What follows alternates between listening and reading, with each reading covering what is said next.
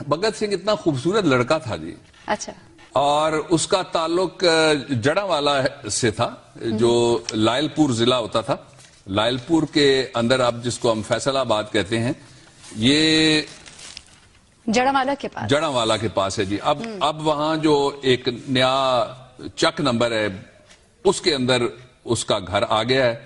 اور میں سب سے پہلے شروع میں ہی یہ چک نمبر ہے 105 GB بنگا گاؤں ہے اور جڑا والا تحصیل ہے اور فیصل آباد ڈسٹرکٹ ہے. فیصل آباد کے پاس بڑے پیسے ہیں, فیصل آباد کے پاس بڑے ریسورسز ہیں.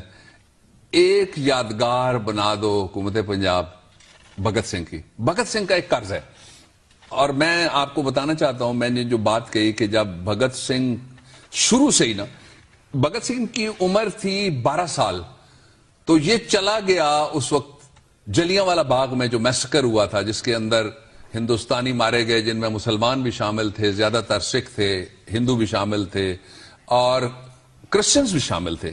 میں جلیاں والا باغ جا کے دیکھ کے آیا ہوں, گولیوں کے نشان بھی انہوں نے سنبھال کے رکھے ہوئے. امرتسر میں جلیاں والا باغ, یہ وہاں چلا گیا. پھر جب اس کی عمر 14 سال ہوئی تو ننکانہ صاحب جی جو پاکستان کے اندر جس کو جنم استھان کہتے ہیں بابا گرو نانک کا, وہاں پہ ایک انگریزوں نے آپریشن کے ذریعے سے بے شمار لوگوں کو مار دیا جو گردوارے میں وہاں پہ آئے ہوئے تھے اور 7 بازاروں میں بھی لوگوں کا قتل عام کیا. 14 سال کی عمر میں پہلا احتجاجی مظاہرہ اس نے کیا. اچھا, اور یہ ہے کہ یہ اپنی عمر کی ابتدائی بہاروں میں ہی آزادی کا ایک متوالا بنا. اس نے پھر مئی 1927 میں اس کی پہلی گرفتاری ہوئی اور اس کو 7:30 بجے 23 مارچ کو جو پھانسی کی ڈیٹ رکھی گئی تھی اس سے ایک دن پہلے اس کو 7:30 بجے, اس وقت صبح کے ٹائم پھانسی ہوتی تھی, یہ 7:30 PM پہ اس کو بھگت سنگھ کو پھانسی پہ لٹکا دیا. yes. تاکہ بغاوت نہ سر اٹھائے. اچھا, اب وہ کتنا بڑا آزادی کا مجاہد تھا. اب اس بات سے اندازہ لگائیے کہ جس سے مہاتما گاندھی چڑھتا تھا وہ کوئی شے ہوگی نا, لڑکا بالکل.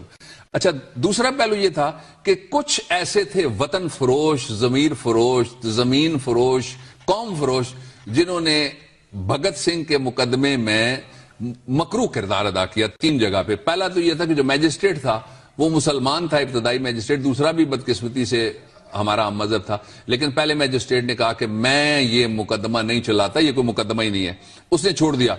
پھر دوسرا وہ تھے جو اس کے خلاف وعدہ معاف گواہ بنے اور پھر تیسرے وہ تھے جنہوں نے اس کو پھانسی لگایا. اب قرض کیا ہے پاکستان کے نظام انصاف کے اوپر؟